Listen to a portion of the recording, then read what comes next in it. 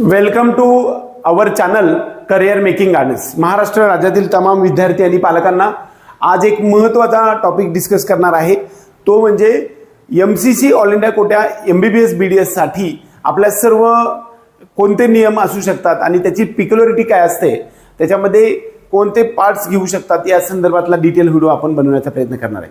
वास्तविक MCC म्हणजे medical counselling committee all India कोट्यामधील फक्त MBBS BDSचं काउन्सिलिंग करते आणि संपूर्ण भारत देशामध्ये असणाऱ्या जवळपास 400 ते 450 MBBSच्या गव्हर्नमेंट कॉलेजेस आणि जवळपास 100 ते 125 BDS कॉलेजेस, एम्सचे 23 कॉलेजेस, जिपमरचे 2 कॉलेजेस, AMU BHUचे 2 सेंट्रल युनिव्हर्सिटी आणि डीम्ड युनिव्हर्सिटीचे जवळपास 59 डीम्ड युनिव्हर्सिटीचे मधले MBBS आणि BDSचे 100% सीट्स याच्यामध्येची काउन्सिलिंग करत असते. त्याची प्रक्रिया सध्या सुरू आहे. त्यासाठी ओपन EWS साठी जर मेरिट कोट्यामधील ज्या विद्यार्थ्यांना 30,000पेक्षा कमी रँक आहे आणि गव्हर्नमेंटसाठी प्रयत्न करायचे 15% त्या विद्यार्थ्यांसाठी आपल्याला या ठिकाणी फक्त 11,000 रुपये फीस भरावी लागणार आहे. आणि EWS हे ओपन आहे, त्यानंतर ओपन आणि EWS साठी 11,000 रुपये फीस भरावं लागणार आहे आणि OBC आणि SC ST साठी 5,500 रुपये फीस भरावं लागेल. डीम्ड कॉलेजेसमध्ये 2,05,000 भरावे लागणार आहे आणि ती सर्व कॅटेगरीसाठी समान असणार आहे डीम्डसाठी ट्राय करण्यासाठी. आता MCC ऑल इंडिया काउन्सिलिंग प्रक्रियेमध्ये काही एक टिपिकल नियम आहेत.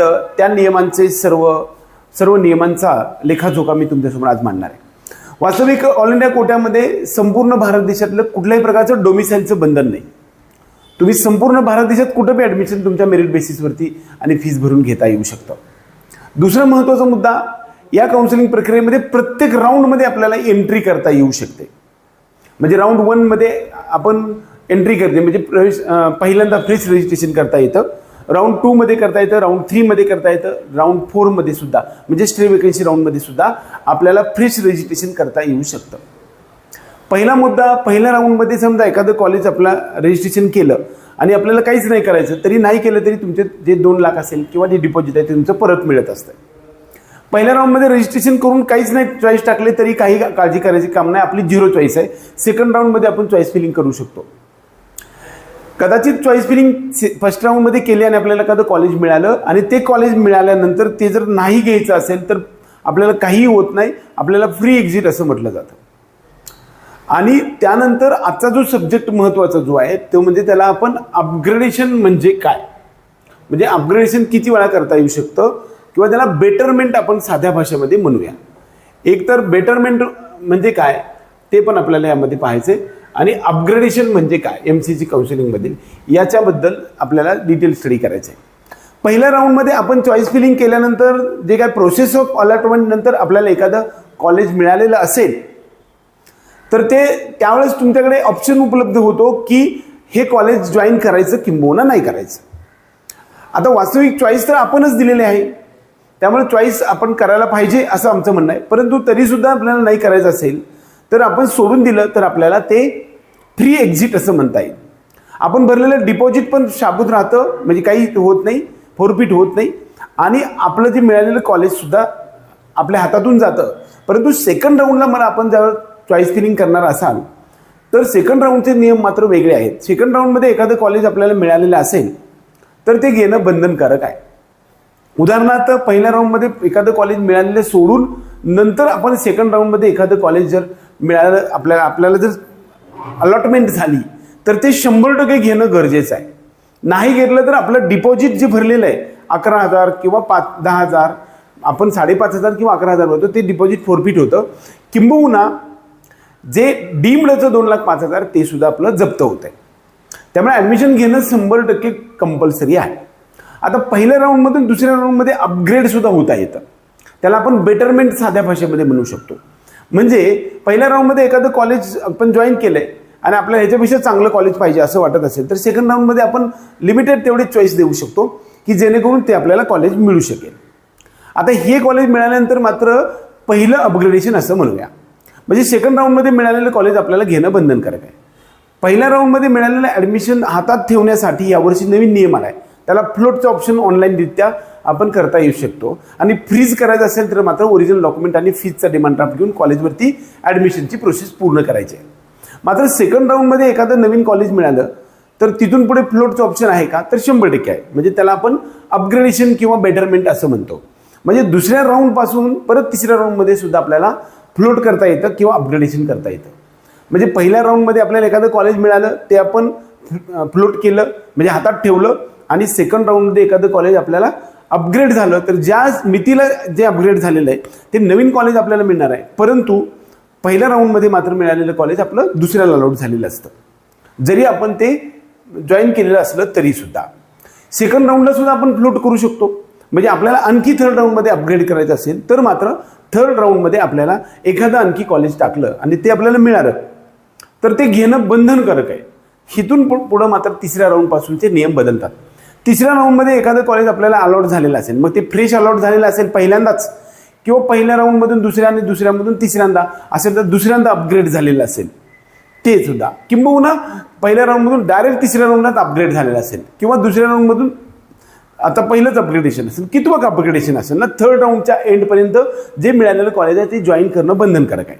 नाही केल्यास 2,05,000 डिपॉझिट, किंबहुना 11 किंवा 5,500 आपले डिपॉझिट तर फोरफिट होईलच, पण प्रोसेसच्या आपल्या बाहेर पडता येणार आहे. आणि त्याचबरोबर मात्र तुम्हाला स्ट्रे वेकेन्सी राऊंडमध्ये आपल्याला रजिस्ट्रेशन करता येणार नाही. परंतु आपण जॉईन करणार नाही असं काही होणारच नाही. कारण का, तर आपण चॉईस तर आपण स्वतःच दिली, त्यामुळे तेच कॉलेज आपल्याला फीज माहीत आहे, त्याचं कॉलेज कसं आहे ते माहीत आहे, त्यामुळे आपल्याला ते कॉलेज मिळाल्यानंतर घ्यावंच लागणार आहे. त्यामुळे अपग्रेडेशन आपण किती वेळा करता येतं, पहिल्या राऊंडमधून दुसऱ्या राऊंडमध्ये एक अपग्रेडेशन किंवा बेटरमेंट म्हणूया आपण, आणि दुसऱ्या राऊंडपासून तिसऱ्या राऊंडपर्यंत एक दुसरं अपग्रेडेशन किंवा त्याला आपण बेटरमेंट म्हणूया. तिसऱ्या राऊंड नंतर मात्र तुम्हाला जर कॉलेज मिळालेलं असेल तर तुमचं प्रोसेस याच ठिकाणी संपते. थर्ड राऊंड नंतर आपली प्रोसेस जी आहे ती संपली समजा. त्यानंतर स्ट्रे वेकेन्सी राऊंडमध्ये तुम्ही जाऊ शकता का, 100% जाऊ शकत नाही. आता स्ट्रे वेकेन्सी राऊंडमध्ये कोण जाऊ शकतं, ज्या विद्यार्थ्यांना at the end of the third round म्हणजे तिसऱ्या राऊंडच्या शेवटपर्यंत आपल्याला जर समजा कॉलेज मिळालं नाही, कोणतं म्हणजे कोणतंच मिळालं नाही, तर आपण स्ट्रे वेकेन्सीमध्ये जाऊ शकतो. आपले मार्क्स कमी असतील किंवा चॉईस कमी असतील, या दोन्ही टॉपिक असतील तरी सुद्धा आपल्याला थर्ड राऊंड म्हणजे आपल्या स्ट्रे वेकेन्सी राऊंडमध्ये जाता येतं. किंवा पहिल्या 3 राऊंडमध्ये आपण रजिस्ट्रेशनच केलं नाही तर फ्रेश रजिस्ट्रेशन स्ट्रे वेकेन्सी राऊंडमध्ये करता येतं का, तर 100% करता येतं. आणि त्यामध्ये अलॉट झालेलं कॉलेज आपल्याला घेणं बंधनकारक आहे.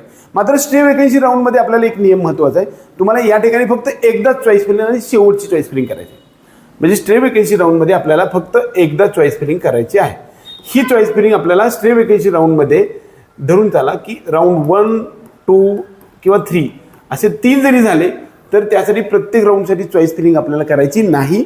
ही स्ट्रे वेकेन्सी राऊंडमध्ये चौथ्या राऊंडमध्ये पहिल्यांदा केलेली जी चॉईस फिलिंग आहे ती स्ट्रे वेकेन्सी राऊंड 1, 2, 3 मध्ये कॅरी फॉरवर्ड होणार आहे. आणि प्रत्येक राऊंडमध्ये मिळालेलं कॉलेज बंधनकारक आहे. घेतल्यास तुम्हाला ते कॉलेज तुम्हाला फायनल होईल, तुम्ही प्रोसेसच्या बाहेर पडाल, तुमचं कॉलेज फायनल होईल. आणि नाही घेतलं तर तुम्ही प्रक्रियेच्या बाहेर होईल, फोरफिट डिपॉझिट होईल. त्याचबरोबर आपल्याला 2 लाख रुपये मात्र दंड बसणार आहे. 2 वर्ष मात्र आपल्याला 2 वर्ष आपल्याला म्हणजे कसल्याही प्रकारचं नीटची परीक्षा देता येणार नाही.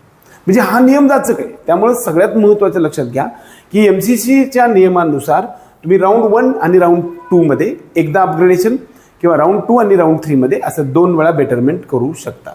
त्याचमुळे जेवढे राऊंड्स आहेत तेवढे सहभागी होतात, तेवढं प्रत्येक आता समजा उदाहरणार्थ दुसऱ्याच राऊंडला आपण जॉईन झाला असेल तर तुम्हाला फक्त 1 वेळा बेटरमेंटची संधी उपलब्ध आहे. तुम्हाला जर समजा करायचंच नसेल, उदाहरणार्थ अपग्रेड करायचं नाही, याचे फायनल्स ठेवायचे, मिळालेलं कॉलेज मला घ्यायचं असेल तर ते जॉईन करून फ्रीज करून तुम्ही ओरिजिनल डॉक्युमेंट्स आपल्याला घेता येऊ शकणार आहे.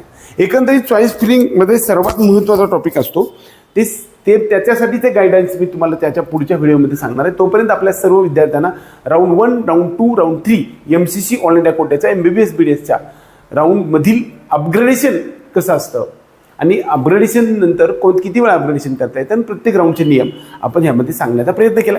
एकंदरीत हा व्हिडिओ आवडला तर व्हिडिओला लाईक करा, त्याचबरोबर चॅनलला सबस्क्राईब करून बेल आयकॉन दाबा. जय हिंद, जय महाराष्ट्र.